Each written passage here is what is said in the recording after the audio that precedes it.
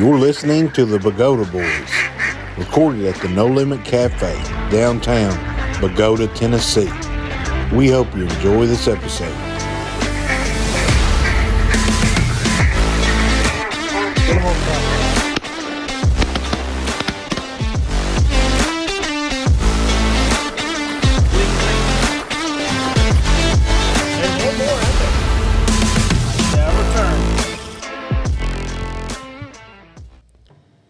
The Bogota Boys are sponsored by Craig Barron Surveying, West Tennessee Crappie Fishing Guide Service, Chase Petty Outdoors, Pine Bluff Materials, Universal Contractors, Nutrient Ag in Wimberg, Pete Kaiser Accounting Services, Mud Lake Planning Company, DeKalb Asgrow and Delta Pine, Outer Limit Power Sports, Dr. K's Tin Cans, Hurt Seed and Halls, K-Rose Farmers Gin, Jove Cotton, Waterfowl Outfitters of West Tennessee, Tyson Foods in New Bern, Cypress Creek Outdoors, Duck River Bird Taxidermy, Farm Credit Mid-America, Ford Construction, Hilliard Farms in Nauvoo, Window Alexander Realty, Choctaw Transportation, Steepleton Tire in Memphis, and our very own Childress Farms. Hello, listening world. This is the Bogota Boys. We're broadcasting from downtown. Bogota, Tennessee at the No Limit Cafe. Bogota, Tennessee is the duck hunting capital of the world. We've got a special guest here who I'll let introduce himself here in a minute, but he's going to tell us about how things were back in the old days, about some hunting and whatever he wants to talk about, we're going to listen about. But right now, introduce my co-host. Got RT Fuzzle. RT, anything you want to add? I'm good, Tony. Good to have a good guest here today. It is good to have a good guest. How about you, Wally? Good, and I'm glad he's here. Hey, we need if a all good y'all one. had that course that Dale Carnegie taught, No. Can't you how to tell? win friends and influence people, you tell them what you want to hear, but you have to lie a little bit. All right. Hey, Jack, you're looking really good. Hey, he's had the course. He's had that cover. He graduated on top, I think. Well, I'm gonna let our guy. I'm gonna let you introduce yourself to the listening world. Just tell them your name. My name's Jack Robbins. I live at Nauvoo, downtown Nauvoo, Tennessee. Yeah, that's what Eddie King. Did you know Eddie King? Did. Yep. Well, you know Eddie. He's a good old boy, but he likes to drink my whiskey. You know, he'd rather drink my whiskey as his. So that's just another tale on. Of course, Eddie's gone now. You know, we can talk about it if we want to. He was a car salesman. Yeah. Now, how old are you? Well, have I got to tell it? Yeah. You Oh, got to tell it. That's another corny joke. 95. We'll be in 4th of June. Man, you look good for 95. He really had that course. It'll be 95. It'll be 90. Hey. Today is May. He wrote the course, I think. Yeah, and I met a woman at the park. She got to talk to me, and she asked me how old I was. She said, God, I don't believe that. You got your own teeth. Like, that's really something good. When you're not, you got your own teeth. You know, I hadn't noticed that, but you That do is have pretty your own impressive. teeth. He'll be 95 in about 2 weeks. 6430 is my Yep. number. Yep. And That's your phone number? No, that's when you go to buy something at the grocery store, Yeah. or whatever you buy. If you Oh, don't tell them your number. don't tell somebody them. will Don't steal tell. it. I ain't- Somebody will steal Don't it. tell them that. Don't tell them that. that's his birthday. I know. Yeah, too many secrets. Too many secrets. Jack drove himself here, and as you can tell, he's 94, but he's a wildcat. We're gonna hear some. You born in 1930, right? 6430. That's Yep, right. 1930. Where were you born? In a small town of Mississippi, in Pontotoc County, if you know where that is. In Pontotoc County, it's called Ecru. It's out great big. You know, we had a railroad tractor come over, and they said they dug it up, and the color was Ecru. That's the reason they named it. There is a color, you know. Of course, he probably knows that. He wrote He the book. might, but he There's don't. there's a color called that, correct? Ecru, yes. Now, is that town still there? It's barely there, but you know, and it's of course all the folks that I knew ain't much there anymore. You know, most of them. And of course, I went back there a time or two, and the guy had a barber shop named Bill Mounts, and I went in the barber shop, and he's working in there. I said, I want to tell you that guy gave me my first haircut I ever got. He looked at me and said, I'm going to tell my wife that you come to see me. And that sounded good too, you know. Maybe he had that course too. Yeah. What kind, was that like a farming community? Yes. Now, did your parents, did they farm or? No, my dad was a carpenter. He was a carpenter? Yeah, and of course most people did farm. And back in them days, when you said you'd farm with a pair of mules, you know. And everywhere there was 40 acres, you had to have a family. That's what it was at Bobwar. You know where Bobwar is? Yes. Yeah, it used to be a thriving community because there so many people lived there. They had did you know they had a school at Bobwar at one time? Yes. In the store there, Thomas Long's wife's daddy ran the store there. Mm-hmm. Thomas Long. Of course, Thomas Long was, Yes. he's an old duck hunter too here, you know. Did you ever work on anybody's farm when you were there? Yeah. Now, what did you do? Whatever they want me to do, chop cotton, pick cotton, pull cotton, whatever, you know, and they had a big salary too, $4 a day. You made $4 a day. Now, a lot of our listening world has never chopped cotton or picked cotton. So explain to them what a day of, now I know what it is because I've done it, but explain to them what a day of chopping cotton would be. Tell them what you did. Well, of course, it kind of depends. They had different kinds of fields. Some fields were full of grass, some not. And when you're chopping cotton, you're supposed to cut down the grass and not cut down the cotton plant. They're a little bitty, you know. And of course, a lot of people, when you start chopping down their cotton, first thing you know, you didn't have a job. There wasn't in the word get around that you weren't a good hand, you know. And I had my granddaddy and his son, they were some of the best cotton choppers around. And my granddaddy, I don't know if you read this thing that somebody wrote in a Bible verse about when Jesus comes back, he's going to be, earth's going to be here on earth. Did you see that? Have you seen that on television? Yes. I told my daughter that my granddaddy told me that story 84 years ago. And that's how long ago it's been. I was 10 years old at the time. And he told me that that's what's going to happen. He said, but there's one thing, he said, we won't be able to recognize anybody but Jesus. I said, why? He said, well, I've got me and his wife had 6 children. If I don't see my wife or any of those children, that's not a good heaven for me. He said, I don't think we'll be able to recognize anybody but Jesus. So remember that when you go and talk to Jesus, that Jack told you that. Okay. Now, chopping cotton, hard job? Yeah, well, of course, you got to look like this, and first thing you know, you got a crick in your neck. When you're younger, it don't bother you. Just move to the other side, you know. Ambidextrous, you cut either side, you know. And a lot of folks could do that, and a lot of folks couldn't. Like I say, when you move to the other side, on your wrong side, you start cutting the chopping down, the cotton, then you made a mistake, so you didn't get paid that day. So you was out in the field all day long? Oh, yeah. And of course, everybody knew the people that you could hire. And they had trucks and buses that came and picked people up to take to the field. Because a lot of times you had a great big field, you know, and one like it is now when you run a big tractor down through there and cut. I noticed you got one to go halfway across this room. And then back in them days, you had to do it by hand. Yeah. Now, now you would be out in the field. Now, at lunchtime, you wouldn't get in your car and go drive somewhere, would you? You bring a sack full of whatever you had. It wasn't lunch either.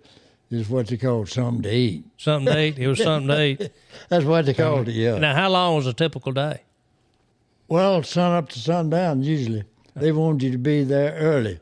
And there's one guy that worked for us, he had children, and he had to they talked about this, how hard this guy was to work for. He was in the field waiting for the sun to come up enough to go to work. Now, that's a full day. When you take him in the field and wait for the sun to come up. I never did work for him. Never did work for him. Too early, though. Now, you chopped the cotton, then it got time to pick. Did you help pick cotton? Oh, absolutely. No. And it was good folks that could really pick cotton. When they had cotton picking contest years ago. I don't know if you knew that. Yeah. And that guy, of course, and most of them good cotton pickers, you know what goose locking is. That's when you leave something in the bowl, and they didn't want you to goose lock. That's what they called it. When you pick cotton so fast, you didn't get it all out of the burr, and they didn't like for you to goose lock when you go back through there. They have to get it in. I've there. heard that before. Yeah. You go and you pick at a bowl and you'd leave one. No, leave a bit in that bowl. You Yeah. didn't get all of the copper. It's a little bit stick to the bottom. If you didn't have that right kind of grip with your fingers, there's a little bit of a knack to that too. Yeah. Now I've tried it. I've never had to pick any cotton. I've chopped it before, but that cotton bowl is pricky. Yeah, well, you had to wait for it to get completely open, And a lot of times, all of it didn't open at the same time, especially if all the leaves weren't gone. Nowadays you can spray that stuff on and make the leaves gone. We had to wait for frost in them days. For you to take the leaves off for the cotton to open up. That's pretty tough work, wasn't it? Oh, tough. They're talking about it working now. They don't know what hard work is. And hard work was the name of the game. People, but nowadays they don't do a lot of hard work. Now, when you went home at night, you went to an air-conditioned home, right? Yeah, it's air conditioned with the windows open. Yeah. So if no- the wind was blowing. Did There y'all wasn't have- no such thing as air conditioning. As a matter of fact, Bee Farm, they had the store there, and I've got the ice box that come out of that store before they got electricity. It still got the holes there where you had the opener on it. When the guy that owned the store here, Yes. and I've got the ice box. My wife, Deepappy got it first because he worked for that guy. And then my wife got it, and it's sitting in my house in the dining room. It's that ice box that come out of the store. Is that where they put cold Oh, yeah. cold That's where you drinks? put your drinks in there. And those things were cooled by water, right? No, it's cool by the ice man. He By the brought some ice to put in there. Put the ice in it. Yeah, Okay. you didn't put water in there. You put ice in there. Now, did y'all have electricity in y'all's home when you was a kid? Oh, yeah. Okay. Yeah, well, of course, they just got it. And we didn't have electricity with all the utensils. We had light bulbs. That's what you call electricity. We didn't have nothing working, washing machines and that kind of thing. This washing machine was outside with that pump, that black pot, and that punching stick. That's where you wash clothes back in them days. Okay. Yeah, that's really going back. He ain't believing this stuff, I But believe. that's the way it was. Of course, that's back a long time ago before we had all the stuff to give to you now. And folks don't know what hard work is nowadays. Now, you'd born in 1930, so during World War II, you were a teenager, right? Yes. Do you remember much about what Oh, it was like then? Oh, yeah, a lot of people, when the Japanese attacked Pearl Harbor, there's some kids would lie about their age to try to go in and fight about them because, it was patriotism, lots of it back in them days. Nowadays, we got people that seem to like they hate this country for the way it is. And they want to do something different to make a different country out of it. And that's a bad thing to do because this is the best country in the world as far as I'm concerned. Well, sure. Amen. There ain't no question. But we got people that go against everything we're trying to do to make the country a little bit better. And there's a lot of people out there that seem to want to work against it. Of course, you know that too. You see what's happening on television, same as I do. Now, you was raised in town in Mississippi, and then you remember World War II. Well, I went in the Navy. Of course, they still had the draft when I finished high school. I finished high school in June and joined the Navy in July. I've got the copy of my discharge in the car because they got a big thing tomorrow. They're supposed to have things. They're going to have meetings and what. You're supposed to bring the proof of your discharge. And I've got a little copy of it in my car now to take. Now, you got drafted. No, I joined the Navy to keep from getting drafted. Oh, okay. I didn't want to be a ground pounder. You didn't want to. You didn't want to go into the Army. Right. Or- I joined the Navy. Now, what year did you join the Navy? 1948. Yeah, when I finished high school. Okay. Yeah. Now, what did you do in the Navy? I was a CB. Okay. Explain to people what a CB is. A CB is a construction battalion. In fact, there was an island over in the Pacific that the Marine Corps wanted to go up there and have a big thing to go, and they couldn't get up there. The CBs went up there and built a Quonset hut. So that's what they did. Their can do was their motto. The difficult we do immediately, the impossible takes a little longer. Takes a That little was their motto. Yeah. What you know? What island it was? No, I don't remember what island it was. No, it was in the South Pacific. I was on Guam, if you know where Guam is. Yeah. I was on Guam when there were still Japanese soldiers still in the jungles there, and then once in a while they'd come out, and get one of them, and they still, you had to be careful what went to the other end of the island, because that's where the Japanese people were still hiding. That's a long time ago. Now, you were in Guam, but I'm sure in 1948 or 49, was there still, I guess, remnants? The Japanese soldiers were still there. They're still there, yes. Yeah, and they had some Guamanians that went in partner. Well, they trying to protect the Japanese, because the Japanese were they were on the island before we took it over, and they got to be pretty good friends with some of the Guamanians, especially the women. Yeah, and they had a lot of good times over there for them. And, of course, we had to watch that, too. And I was all up and down the West Coast, and I was in the Aleutian Islands, all the way to the end of the Aleutian Island, next to Russia. So I was all up and down the Now, that's up and around Alaska, right? Yes. Oh, yeah, that is Alaska. So you went from Guam, which was in the South Pacific, nice and warm. Yes, it wasn't nice warm, it's hot. Where you wore we wore foul weather jackets in the Aleutian in July. We wore foul weather. It's that cold. So we were very close to Russia, too, at that time, at the end of it, Adak Atu, that's the end of the Aleutian Island. So the weather up there is pretty bad, wasn't it? At times, yeah, and of course, at times, it just depends on, like the weather here. Weather changes, and we didn't call it climate change either. It was weather change. Weather We change. used to have change in weather, but it's climate change now. Did you ever run into any of those Japanese soldiers? No, it didn't. That- I talked to some guys that did, and they said the Japanese had yelled something out at them and turned and run. They didn't try to fight. They were trying to stay alive, like everybody, That's what everybody tries to do, trying to stay alive today, keep it moving. How long were you in the Navy? 4 years. 4 years. So you Yeah. got out in like 51 or Yeah, 2? see, I had to sign up for that long. When you signed up, and there was a guy that went with me, Sonny we called him, and he went to school with me, and he joined the Navy at the same time I did, and you had to take a test, a physical test and a mental test, and we filled out the papers, and he didn't pass. The guy, this recruiting officer, looked at me and said, I've got to go down here and at the corner here to check something out. I'll be back in a little while. So that meant for him to change his papers, And when he came back, the guy passed it. And he went into boot camp with me in San Diego. How did he pass it? How did he figure out the answers? I changed his paper. That's what I thought. That's the reason the guy left. He looked at me, and when he come back, he grinned.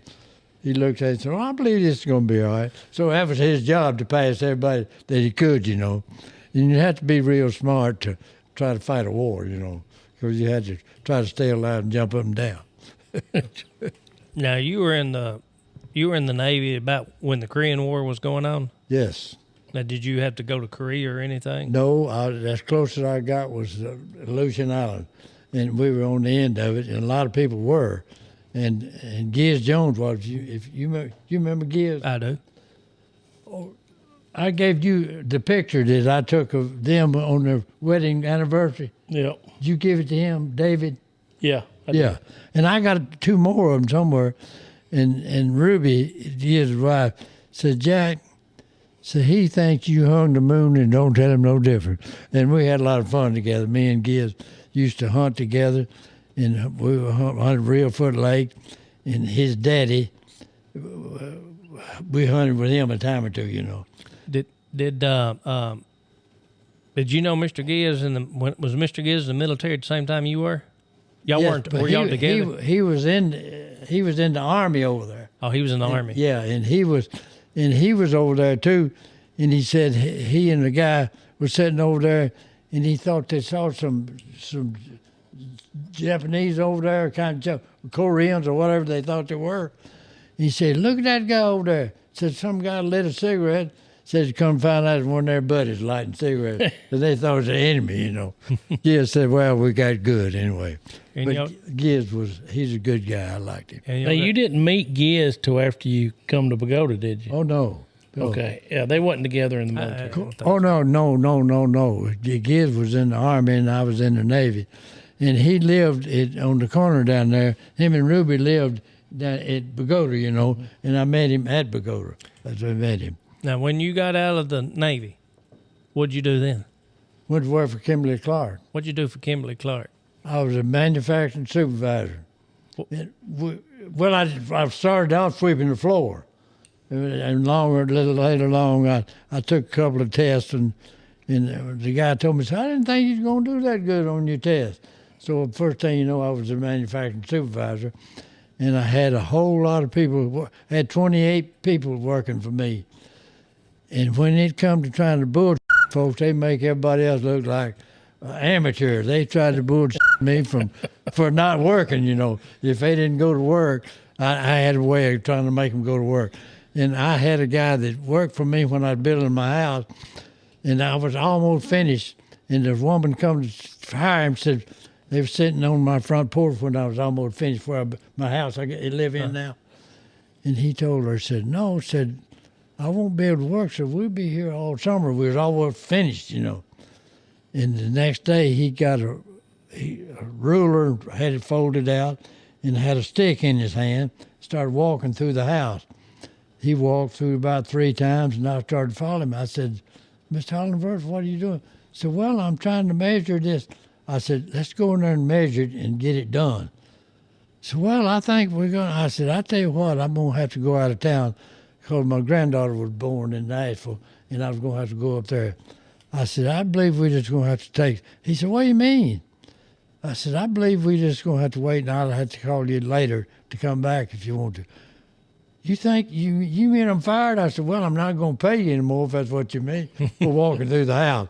But, you know, and that's kind of like them guys that work with me and Kimberly Clark. Except they were a little bit better than that, to walk through the house with a rule and a piece of stick in your hand. I'm going to measure. But anyway. What did y'all make at Kimberly Clark? We made Kotex. You know what Kotex? Oh, okay, yeah. Yeah, and Kleenex. As a matter of fact, there's a little bit of story about how they come to make Kotex. During the Second World War, the nurses had a problem stopping bleeding, and Kimberly Clark started making a pad that's absorbed the blood. A bunch of fibers put together and folded and put a lever on it, and they sent it over for them to help stop the blood. And the nurses decided they was going to use that for a pad when they started administrating. So that's the reason they started making Kotex. Oh, Yeah. okay. Is that what you call serendipity? I don't know what you call it. Hey, that's when you're looking for something. I'll tell you a little bit better story about serendipity. You know how they started to charring whiskey? No, I don't know. Long years ago, of course, George Washington had a whiskey still.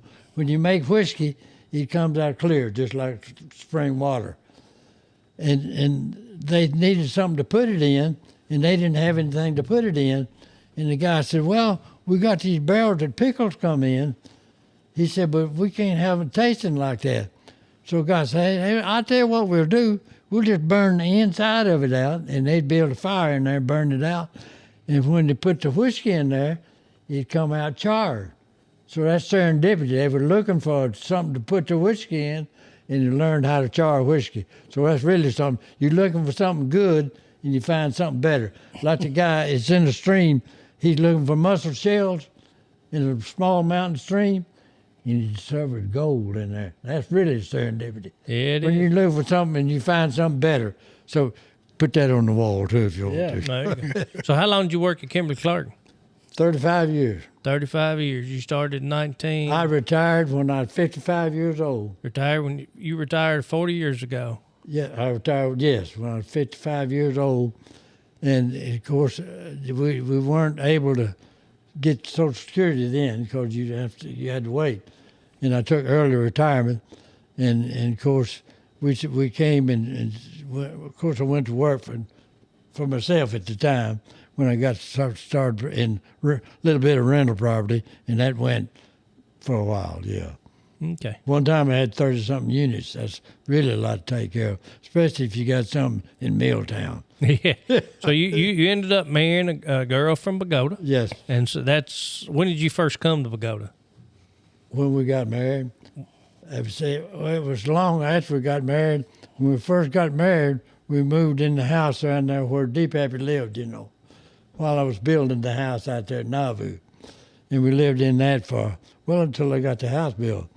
And, of course, that's where we used to come on vacation when we come down here in the summertime. We all came together, folks from Chicago and everybody else. I remember y'all always around the 4th of July. It seemed like a lot of times. Yes, we was always there at 4th of July. Yeah, and of course, Fish and the whole bunch came together, Now, a lot of your wife, she was Boswell. Yes, She had several brothers and sisters, correct? yes. Did you know Glenn Boswell? I think I did. Glenn Boswell was the oldest son. He fought in the World War II, and he was wounded in the Battle of the Bulge. You've heard that, I'm sure. He lost both legs. Was that Boz's daddy? Okay, Yeah, that's Boz's daddy. Boz's daddy. Yeah, Mark, but he called Mark. himself Boz Yeah, now. yeah. Yeah, he lost both legs. And of course, and he used to have fun and what. And of course, he went to the Veterans Hospital in Memphis, and that's where they took care of the wounded after the war. Because and of course they didn't forget how to have fun. They'd go out and have fun, what all. And one time when he came home, he was going to have some more of that fun, and they arrested him and put him on. They tried him, put him on trial. And Toppy Weekly was his lawyer, I believe. Toppy, did you know Toppy Weekly, lawyer here? I didn't know. I've heard the name. But Anyway, Toppy told him, he said, when you get on the witness stand, I want you to take your legs off and set them beside you. He said, I'm not going to do it. He said, son, I want you to take your legs off and put them beside you when you get on the witness stand. So he took them off and put them beside him. And they went through the trial, asked him a bunch of questions and prosecuted him here. And this guy talked and this guy talked. And when they got through talking, the judge says, now the jury will retire and return with the verdict.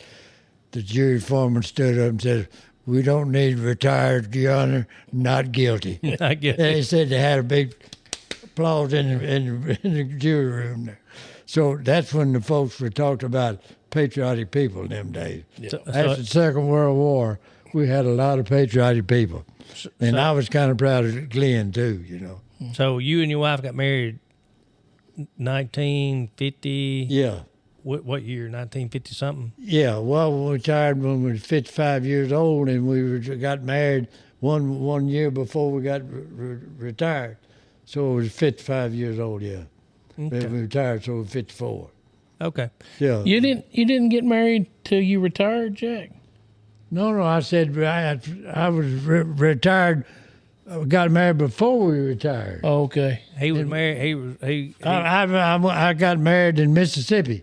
One of them preachers, that's supposed to have the Bible in their hand, and he had his hand out first.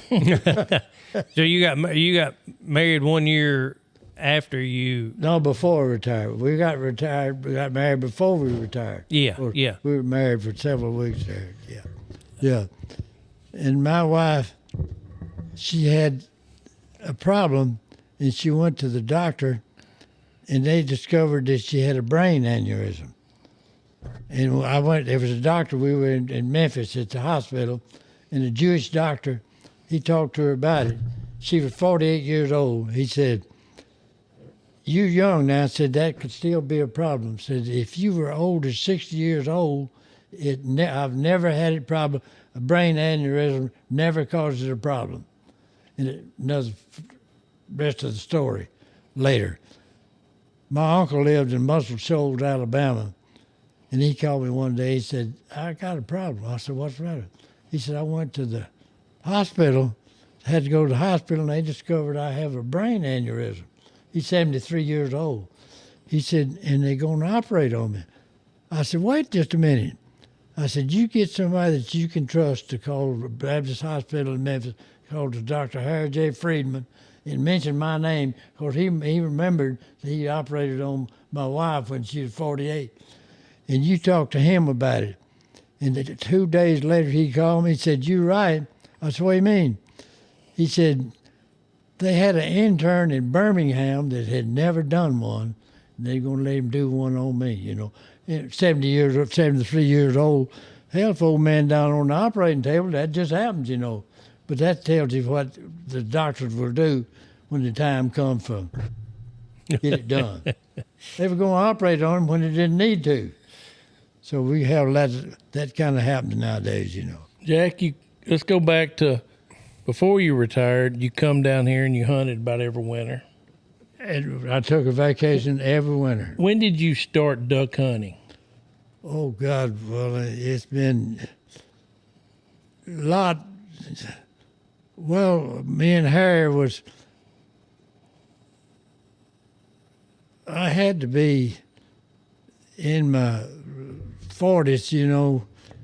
It's a lot of years ago. I can't remember exactly when it was. But what I'm saying is, did you start duck hunting before you come to Bogota? Oh, yeah. Okay. Yeah, we took a vacation every year, and Harry, once in a while, he hunted with me. We got big redhead guy. He was a good hunter too.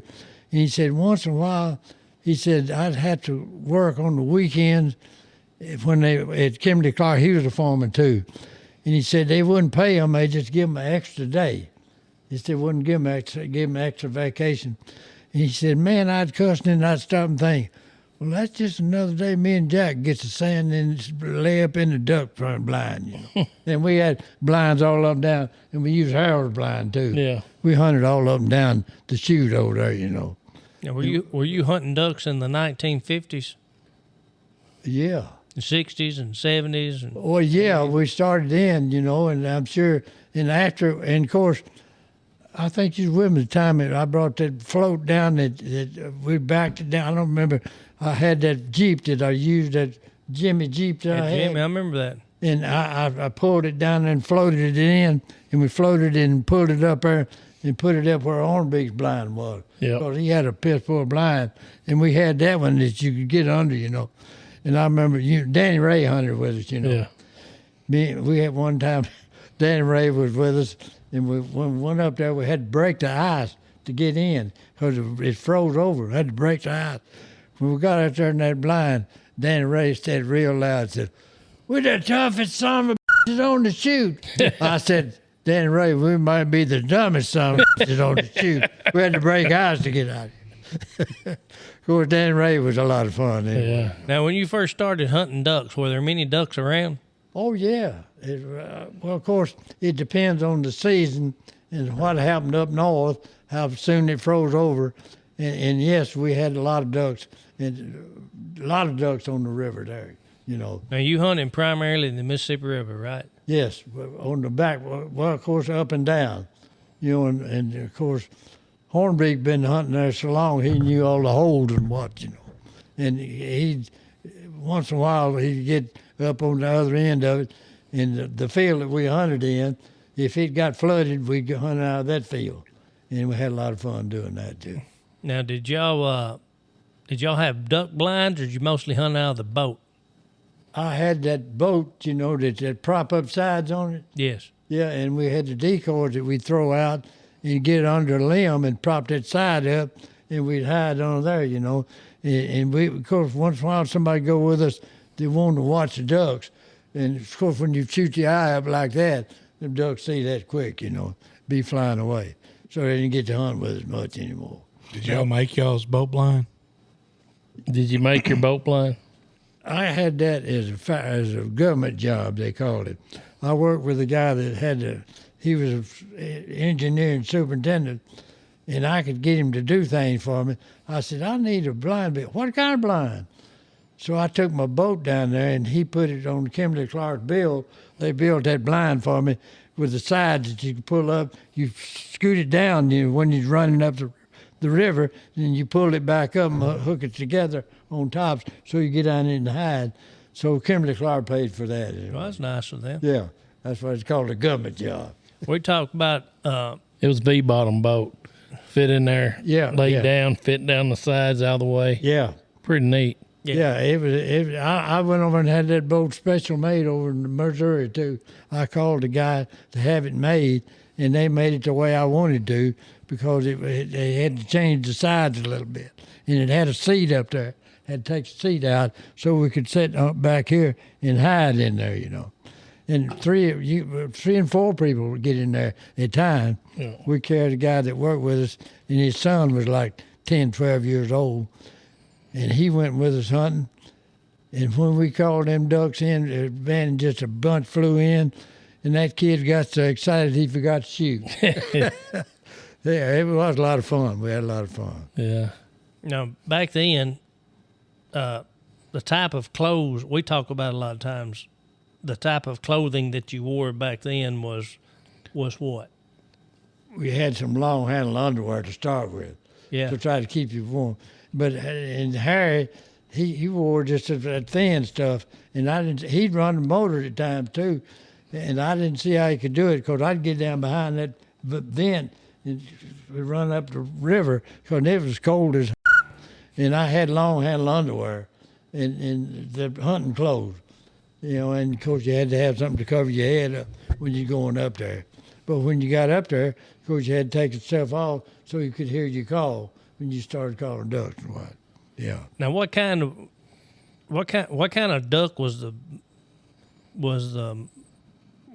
major duck that you hunted? Mallard. We're mostly mallards, and once in a while you hear Giz and them call the little ducks. You know how they call them little ducks.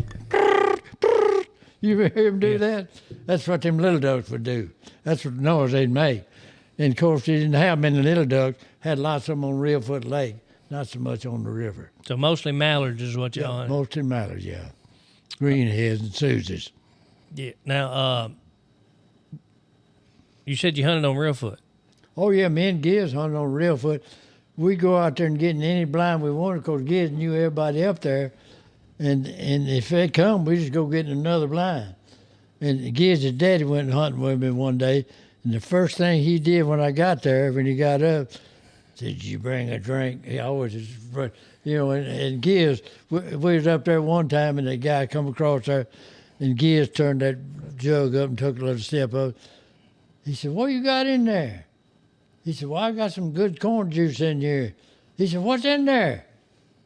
I told him I had corn whiskey in there. He said, "Can I have a drink of that?" He handed that guy, and he took a sip out and said, "You got room for me in that blind?" The old man on the lake there, that he was the best. He said, "I killed more ducks and drank more whiskey than anybody on Reelfoot Lake." Well, did he that day? Spicer. Did you ever hear the name Spicer? I have heard the name. Old man Spicer. He hunted with us at the time, and he's the one that said that. "I killed more ducks and drank more whiskey than anybody on Reelfoot Lake." Did he hunt with y'all that day? Oh, yeah. He Did got he? in that blind with us. Did y'all kill a bunch of ducks that day? No, but he went over. I had to take him over to hide his. He was in a little old canoe. Take him over to hide his canoe, and he had to take him back over there. Yeah, we killed several ducks, and he was in there with me one day, and this guy in the next blind down there, that's folks' son-in-law that run the store up there, and we'd call it the ducks, and he'd call too. And at times, he'd work our swing. He hollered down there, "Hey, you son of a let them ducks work." There wasn't long that boat still got out and come up there to eat. He saw me and he saw that guy and he looked at me and I looked at him he kind of grinned and said, all right, went back and got, when he saw who the guy was, cussed him. Hey, you son of a, let them ducks work. That's them long stories, Yeah. Yeah. Jack, we started hunting together some in the early 80s, mid 80s. Yeah, I remember hunting y'all when you was real young. Yeah, we Yeah. were young. We had a lot of fun. Hunting on them sheep. Remember the time we went up on the river? It was opening day. That evening, our gas line broke. Yeah, I remember that when the guy from Cross River come and pulled us out. Yeah, we said. What was that guy's name? Bader Fike. Mike Cunningham. I said, you name your first kid after that name. Remember that? Yeah. But Yeah. he did. He took us out. Yeah. Man, we was in trouble. We was hollering, help, help, help. And the guy And we come were to- shooting. We were way upriver, and it's getting Yeah, dark. right. And they were driving by us and still didn't see us. Yeah. Finally, we waved them over. They run Jack back to the boat, to the truck to get another gas line. Yeah. They come back, wasn't no Jack with them. They said, son, you're going to have to go with us. So they carried me to the Roundhouse restaurant Sure did. I remember in that. Crothersville, gun, hip boots, everything. Jack and them come around and got me, brought me home. Yeah, I remember that. Yeah. Hey, that's been a long time ago. That's I been a said long about that the time. other day. That was But I couldn't remember 84. that guy's name, but you do. Yeah, Bader Fike and Mike Cunningham. Yeah, that's right. And then me and Jack went hunting the bottom one time. When we used to park the boat at the cable. Yeah. Come a big rain, foggy, bad foggy, and we're gonna go up there. And I get in the boat, and I start it. Next thing I know, I'm in water about this deep. Jack says, "You all right?" I said, "The boat sunk." He says, "The heck you say?" So we had to drag it out there and drain the boat. Yeah, and put the plug in. Yeah, put the Plug in. That's when you notice what you're doing. Yeah. When you put the boat in with the plug out. Yeah. It'd come a big rain. We was trying to drain some water. Yeah, out of it, yeah. too. That was funny. I think the first band you ever got, you was hunting with him, wasn't you? Probably up on 79. I remember you Wasn't come it? in. There was a ball game at the school, and you come in, and it had been a Thursday night because that's when they played ball. And you showed me a band. Said you get that was in the 80s. Yeah. Yeah, and I was bragging on while I was shooting to Don. And of course, Don thought we was waiting. He hunted them eagles, That Nub Garner, when he went to see that vet, Nub Garner went down there and he talked to that guy and he says, you took his dog down there. He said, you ain't got no dog? The vet said, no. He said, you don't hunt then? He said, yeah, I hunt all the time. He said, where you hunt? He took out $50 out of his pocket and showed him my eagles. Said, I hunt them eagles. That's what his kind of eagle is. Don, he pretty good hunting them eagles, too. Yeah. Yeah. And I told him about Wally, what a good shooter he was. He said, ought to be. He said, truck wouldn't haul the shotgun shells he shot. He hunted them eagles. And he caught a lot of them, too. Yeah. He was a good. Hey, and the one thing about Don, if he liked you, you knew it pretty quick. If you didn't like you knew that, too. Yeah, we've had some good times. Back Oh, in yeah, there. we had some good times. Now you used to hunt with a guy named Harold Hornbeck, didn't you? That's the guy I'm talking about. He run the big store at Ridgely. And I'll tell you another story about Harold Hornby. I thought do you know Pete Parker? He's a millionaire. I thought he's a frugal. Harold Hornby hunting with him. He said, Jack, will you take my watch down there at Dyersburg and see if the watchmaker can fix it? I said, yeah, I'll take it. I took it down there and took the watchmaker. He said, ain't nothing. He said, put a battery in. He said, ain't nothing wrong with the battery, something wrong with the watch. I took it back to Hornbeck. He said, well, he said, you know, I might have done that. That's what he mean. He said, well, at night when I'd go to bed, so I'd pull that stem out to stop that battery from operating. I didn't see no sense me laying up there asleep and that watchmaker running that battery down. Now, that's frugal, ain't it? That's pretty frugal. Yeah, I'll tell that story. So where'd y'all hunt at? Where did you and Mr. Hornbeck hunt? Up and down on that chute, all the way from the end of it down up to the north end. We hunted that chute behind Ridgely there. That shoot behind Ridgely? And that, what's the name of that field we used to hunt in? Dunlap. Dunlap Field. When it flooded, that was a great place to run because ducks like that, you know, because it still had some of them beans out there and they had something to feed on. And we go to Dunlap Field and it had a couple of trees over there. We'd pop that side up and get on them trees. It's a good place. We killed a lot of ducks there. A lot of ducks. Now, was there many people hunting back then? Well, it just depends. You remember the laughing ewes? Mm-hmm.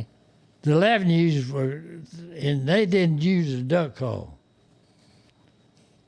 Remember that? Mm-hmm. They go, hey, hey, hey, hey. And Thomas Long said that. They wasn't calling them ducks. They just come see what the racket was. But the ducks would come anyway. And they killed a lot of ducks too. Yeah. And they hunted every day. And, you know, they'd kind of root you out if you didn't watch them do.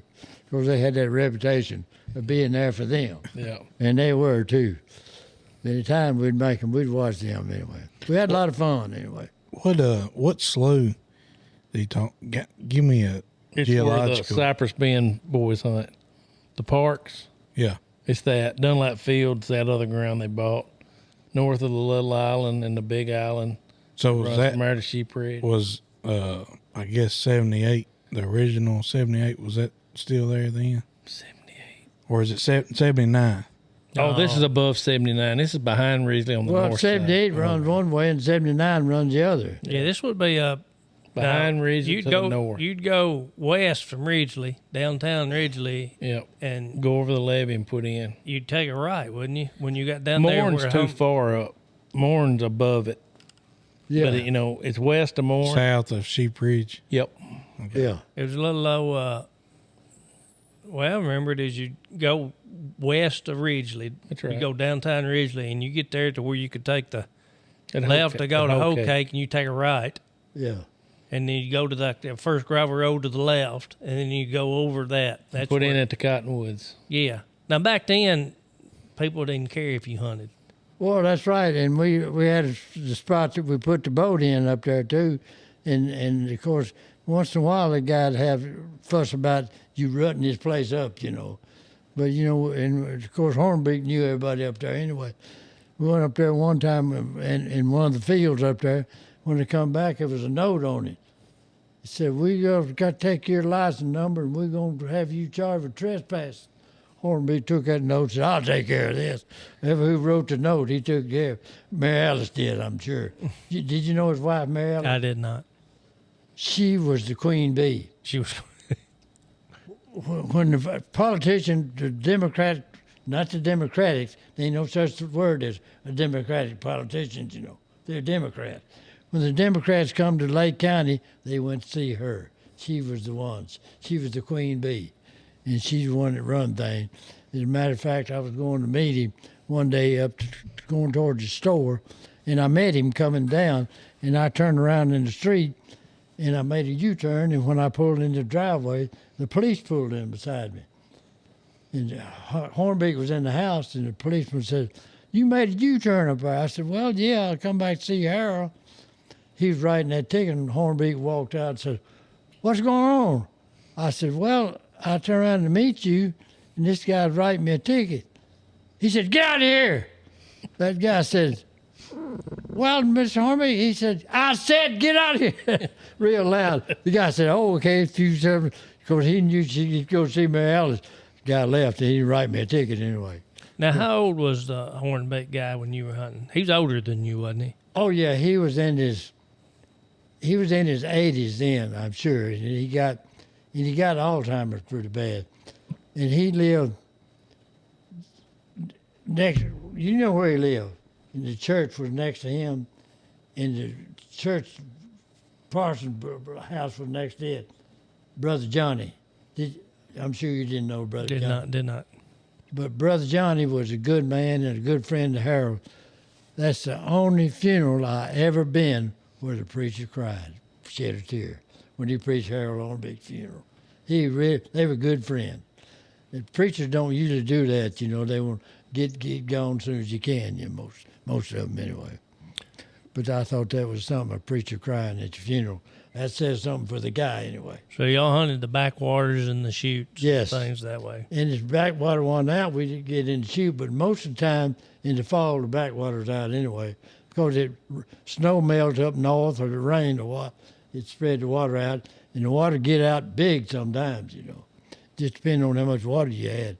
Because water knows that. The more water you had, the better hunting. Yeah. Because duck had a bigger area to go to. Now, I collect duck calls and those shotgun shell boxes. And what kind of duck call did you blow back then? I blew that one like I got, that sure shot, and I got one then. I've had several of them. Oh, and I got that, they sent me that letter to send some calls. I told somebody to give it to you. I got it. Thank you. Did you get it? Mm-hmm. Yeah, I thought, well, you put that on the wall and say, hey, if we get mail from these folks, want to sell us some calls. Yeah, that's good. Hey, you got a good, of course, you know what he's got over there. And I know she got I got that one down at the shed, but I think they about to eat it up. I was going to take it down, but I can't do things like I used to. I have to have some help once in a while. As a matter of fact, that's the reason I'm down my back. I caught a coon in a live trap, and Dob took a picture of him, and he advertised, said, we got a coon we're going to give away, so I'm going to come get him. Coon died, and I went down there to try to pick it up to get him gone. Back went out again. So, when you got a wore out back, it says quit, you're supposed to quit. So I still got the dead coon. The coon's still there? Oh, still, I can't pick him up. Uh-oh. How long's he been dead? Oh, a couple of days, I guess, because I didn't know he was dead until I went back there to move. Well, maybe I can help you come get your coon. I got some kids that can help me get it. And, of course, Dob's got 3 kids. One guy, Will, they call him. He's a young man. He likes to help me, Mm-hmm. So, he called me Uncle Jack. Now, you brought a couple of calls right there beside you. Yeah. You got them right there. What are those? Well, I told you, that's that goose call. You see what size it says on there? Well, it says a sure shot duck collar a sure shot and a Jensen were big calls back in the. Why don't you blow it for our listeners? This one.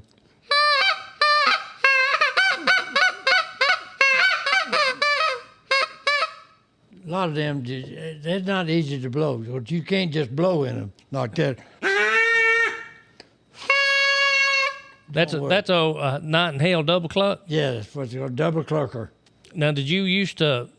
You told me before we started this interview that you used to hunt up on Isom Lake. Yeah, with Ed Samara, he had the best duck blind, a goose pit, right next to the Isom Lake. It was right on there, man. Man, we used to kill on it. And one time, there's some folks from Memphis come early, and we was walking out toward the pit, and I heard some geese. I said, stop a minute. He said, what are you doing? I said, load your gun. He loaded his gun, and I blew it a couple of times. It wasn't long, them geese just a couple down, and he killed 2 right quick, that guy. He said, man, that's the first time I ever killed him going to the pit. I said, well, that's good. And we had a lot of fun. And we used to have card games out there, too. Do you know Ed Samara? I do. Yeah, and we had a lot of fun. And of course, there's a guy come from over across the river, come and play with us. And at times, Ed was kind of ease in on top of him, He wasn't as good as a card player. Ed's a pretty good poker player. Now, back then, Isom Lake had a bunch of Canada geese there, didn't they? Yeah, you're right about that. There aren't any now. Isom Lake doesn't have any. Is that right? I didn't know that. Yeah, well, I say there's not. No. Isom Lake, Canada's. Isom Lake would have what, 20, 30,000 geese at one time. Oh, yeah, at least. Yeah, maybe When 80. we were over there, geese just, man, sometimes the hair just be filled with them, Yes, well, they're not there anymore. And I took Thomas Long over there with him one time. And then we was working them geese, and Thomas said, when we going to shoot? When he said shoot, everybody got up and shot, pissed Ed off, man. He got mad at me and Thomas both. He said, don't bring him up here anymore. I said, all right. Of course, you knew Thomas. Thomas didn't come to look. He come to shoot. And he was a good shot, too. Did, when you would hunt ducks back in the chute and in the fields and things, did you see many geese back then? Not as many. Sometimes it just depends on the season. And at times we had some good geese. And we killed some geese out of the blinds, too, sometimes. It didn't have a goose decoy out, but they just come to the collar. Yes. Yeah. Yeah, when you're now, you rarely see a Canada goose. That's Is that right? That's kind of a thing of the past. Well, I see them. They come. Of course, I got a pond by my house. Once in a while, I see them come, and I go out there and kind of holler at them a little bit, and they holler back, but they usually fly on. They go down to Pete Parker's behind Pete's there. He got a big pond. Yeah, well, you got a lot of resident geese, but we don't see the migration Right. we used to like see. we used to. Right. Yeah. Well, when did you stop duck hunting? Oh, it's been several years ago when it got to where it wasn't near much fun as it used to be. Well, you're gonna have to come with us this year. We got a place we can take you. Just walk you right up to it. With heat. You might have to drag me down Well, if I we got, won't have to drag you. if I got This this one- back problem. This one you can walk, step out, walk in it about from here to there and be in the blind. Oh, hey, now that's kind of, I might can make one of them. You know, I don't want to go in this thing where I'm falling and I can't get up. No. This is if you fall, you're gonna be fine, but you ain't gonna fall. You drag me on in there. I then. mean, it's got electricity, it's heated. Oh, it is. Oh yeah, Oh, it's that nice. ain't roughing it, is it? No, people, Oh, hey, that's people, kind of useless. Good. people don't hunt ducks like they used to. Oh no, they don't do. They don't do anything like it used to. Well, that may be a- Well, now if the backwater gets back out, we'll hunt them like we used to, but it ain't been no backwater. Yeah, the way you have to have the water getting right too. You know that too. But anyway, it's been a lot of fun doing it. But it's been a lot of fun. What? You don't call this bullshit, do you? Yeah, we call it Tony's. Oh, we conversation. call it Tony's conversation. Conversation. Yeah. Conversing with Tony. He has to monitor this thing. You know, take all this crap out this. No, Oh, we're gonna play it straight up. Did we'll come get you during duck season this year, and you can come hunt with us. Most time we go in the afternoon. You don't have to get up early. You won't get in a boat. Well, hey, sometimes I get up early if I can't sleep over. You know, if my back gets hurting too bad or something hurting too bad once in a while. I went to Isom with you hunting. We killed a bunch of geese. Most geese I ever killed out of a pit was with you. You come by the house. Don't remember what year it was. Somebody didn't show up. And you said, you got mama, and they woke me up or said, while ago. And I said, yeah. We went up there and killed 12, 16, 20 geese. I don't know. Yeah. It had to have been late 80s, early 90s. I would say it was probably late 80s, and I was probably working at Beckart. That's why I would have been in the house that time. Because the geese hadn't been here since what? They were here in 89. As That 89. used to be just flooded up there, man. Geese flew all over that thing. Yeah. Last That's a time big I spot. remember the geese was probably, I was working at the post office, but I started working at the post office in 89. It was probably, I don't know. Gave up that pension. Yeah. Yeah. But anyway, No, he's talking about me at Beckart. no, he's talking about me. I'd done be Well, retired. He may have been talking about both of us. Hey, Jack, we see you coming through Bogota pretty often and wave at you. Are you just reminiscing? I come by and I go by the Larry, you know, Larry that works on, Oh, okay. and I got a guy that wants him to work on some stuff. But he told me, he said, hey, my doctor told me I had to retire. And once in a while I go by and talk to him. And the guy said, do you ever get that guy going to work on my mower? I said, well, he ain't got time yet. So I just drive by and see if he's out. You know, and I can drive by Bogota, make sure it's still here too. Well, we see you coming around. Yeah, oh yeah. Going by Mr. D's and And coming around that way. And I go by that way and see if anybody's out. And Danny Ray ain't been out, but his son's out once in a while, and I talk to him. Danny Ray helps us some farming now, so he's there. You just have to go on down the road. Yeah, I know toot he's the there. horn. And, of course, me and Danny Ray and my wife used to cook that sweet roll that she cooked, and they always said, Danny Ray's killed for that kind of stuff. Oh, he still talks about it. Oh, yeah. Remember that the was time- good stuff, too. New Year's Eve, me and you and Tony was up on that chute behind Ridgely. It wasn't no ducks flying, but we was up there, and you had to go back to Memphis that night. And we sat there, and of course, I guess you was meticulous. You broke out this big spread of food, He did. and you I sit remember. there, and you ate. Me and Tony just sitting there looking at each other, you know, like, Well, I had I to hope- get energy to go, you know. yeah. We sitting there thinking, man, I hope he has something left. We're sitting there, and you get through, and you had some carrot cake left. That's the best carrot cake I ever I had. thought it was German chocolate. No, it was carrot cake. What he had, but it was. She was a good cook. What is them squares? Chess squares that Danny Yeah, Ray that's likes what so that's much. what Danny Ray. That's what he'd kill for. Danny So Ray'd next time kill me for and that. Tony went hunting with you, we carried a cold green ham sandwich in a Ziploc bag because we about starved to death. Yeah, I remember that. I remember But we watching had a good time. He had a, little, Oh, we had he a had a great knife. time. He cut it with his knife. I was like, Yeah. he gonna give us. He was something. meticulous. Yeah, That's a good word anyway. meticulous. Well, Have I told you how good you look? Yeah. Write that down. will you? well, you're almost 90. You'll be 95 in a few. Yeah, well- so you've seen a lot of things. You right. Hey, Jim Reed sang my song. I've lived a lot in my time. Yeah. You know Jim Reed sang them good songs. Yeah. Yeah. And you've lived a long life. And is there anything you'd like to tell our listening world? I mean, any advice? There's some stuff I don't want to tell you. Well, no. Well, no, you don't have to tell them that, but about how how wonderful life is. Well, it really have to have good genes. My grandmother was a Busby, and the Busbys had long genes. I had a uncle named Lee Busby. It wasn't just Lee Busby; it was Robert E. Lee Busby. Yeah, and I had one. My great granddaddy on my granddaddy's side. He fought in. It won the war. It was the lost cause. It was in the paper. He fought for the lost cause. Yeah. He was in the Yankee prison camp for a long, long time.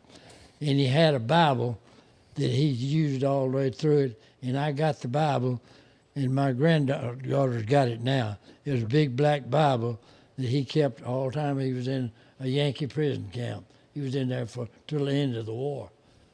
It wasn't the war, it's the lost cause is what they called it. We fought for the lost cause. Yeah. You know, we didn't fight a civil war. No. We fought for states' rights. Back in them days, we didn't have states. As the United States, the state had their own laws and their own way of doing things. That was states' rights, they called it. That's what they like to call it then in the Civil War. That's back when they had yellow dog Democrats. You know what a yellow dog Democrat is. There was a lot of them around here. You'd rather vote for a yellow dog than a Republican. That's it. That was just to emphasize how much their support was. If they was running, no matter who it was on any ticket, and they had a yellow dog on the Democrat ticket, they'd vote for the yellow dog. And I worked with a guy that I didn't work with him. Well, he's from Bogota, Wells. He said, I don't watch Fox News because they lie so much.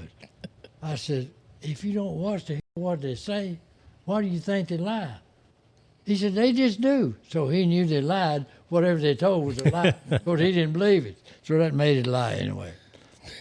We get through bending the. He's No, He's not monitoring you. no, he's not mine. He's looking at something. okay. Y'all got any questions for our guest? Yeah, we got a lot of questions, but no answers. No answers. Yeah. How about you, RT? Jack's a dear friend of ours. And Oh always yeah, has I've been knowing these boys a long, long time. since we were boys. Yeah. They used to be boys. To me, you're still boys, Yeah. still youngsters, you know. Yeah, and we had a lot of fun together. Yeah, we sure I did. still remember. And sometimes I'll wake up in the night and remember some of that. You know, we'll be hunting again. He said, "You remember when we did so and so?" We always run into the stories with you, like you telling about when we was hunting down on 79 behind the wall. Yeah, And Hornbeak kept hollering, you kept hollering, watch the boys. And Hornbeak said, what boys? And he run over that buoy. He thought he was That's hollering, Hornbeak, watch yeah. the boys, and they hit a buoy. That's Hornbeak. Yeah. Sure did, right. And that had to be in the 90s. Yeah, it was. I guess it was. And Hornbeak, of course, he liked to run the motor anyway. And the time I went up there one time, and we was fishing. He liked to fish too. I had a good. I turned it crossways, with an anchor, and we'd fish out of it too. And we'd run. He'd run the motor down there and pull her down. He'd run and be stopped, and he said, "Throw out the anchor." I said, "Harold, there ain't no current here. We can't fish here. Throw out the anchor. I said, Harold, there ain't no current here. He cussed real loud. I threw the anchor out. He looked around and he said, there ain't no current here. I said, well, I told you that. Harold had a mind of his own, you know. He run things down his way. Yeah. But Y'all started hunting there, or he did before it was even Will. Oh, yeah, yes. He started real early. He was hunting long, like I said. And like I said, Mary Ellen said, everybody forgot him but me. And he'd wait for me to come. Yeah. We had fun. But anyway, y'all getting hungry? He looks like he is. Nah, I'm not hungry. Yeah. You got any questions for our guest? I ain't got many answers, so you can ask all the questions you want. But I don't know, Tony. Well, I don't know if you do or not. I don't have one that comes to mind, I don't guess. You've asked a lot, Tony. that's what Joe Biden said, ain't it? No, that's what he won't admit. Yeah. Hey, that's for sure, Joe. But anyway, we'll make it good. I enjoyed the conversation, and we'll, as they say up in East Tennessee, you have a good night, and I'll enjoy it too. Yeah. They can't say y'all up in East Tennessee. No, they say you. Yeah, my roommate in law school was from East Tennessee, and he'd say you. And so, Wally, you want to close us out in a prayer? Yeah, I'm going to say a prayer. Thank you, Jack, for coming, and we really appreciate it. Let us pray. Dear Lord, thank you for another wonderful episode with Jack. He's always been a dear friend, and he's a good man, and try to help us when we become older, which we're pretty old already, but when we become older, help us to be better men every day than we are now. Lord, protect us. Help try to get this country back straight in some way or another, and let's always try to do the right thing. In Christ's name we pray. Amen. Amen. Make sure you got that. Yeah, for sure. We want to emphasize that. That was a good prayer, Wally. Thank you. Yeah, How very about good. you, Tony? You got anything else? Yeah, just let RT, you got a quote? Yeah, I got another one, I guess, around Memorial Day. I'm going to stick with Billy Graham on this one. He said, as we think of the selflessness and heroism of such fellows, we are reminded of the words of Jesus Christ, who said, greater love hath no man than this, that a man laid down his life for his friends. So with Memorial Day around here, let's remember that. Yes. Let's And thank you for your service, Mr. Jack. Hey, and Yeah, I got a copy of my discharge. We're supposed to have a meeting, and you're supposed to bring a copy of your discharge with you. Yeah, but you're talking about that Billy Graham. Johnny Cash, he was a good friend of Billy Graham. Did you know that? When he was doing his singing? And said they used to tease him about Billy Graham getting a bigger, larger audience than he did. He said, I think he's got a better sponsor. I thought that was good. Hey, let Jack. You remember what you used to say every time we was about to leave? Quit hunting and go home. You remember what you said? Ain't no trouble. No, about the fire. You said something about the fire. Do you remember? Because I'm going to say it. Go ahead and say it. All right. Are you about through, Tony? Because I'm going to close us off with what he said every time right when he's ready to go. Okay. well, I'm going to say this. This is the Bogota Boys broadcasting from the No Limit Cafe in downtown Bogota, Tennessee, the duck hunting capital of the world. Wally, what did Jack used to say when the hunt was over? Jack used to say, boys, it's time to pee on the fire and get off Mr. Gilmore's place. That's what he said every time. Yeah.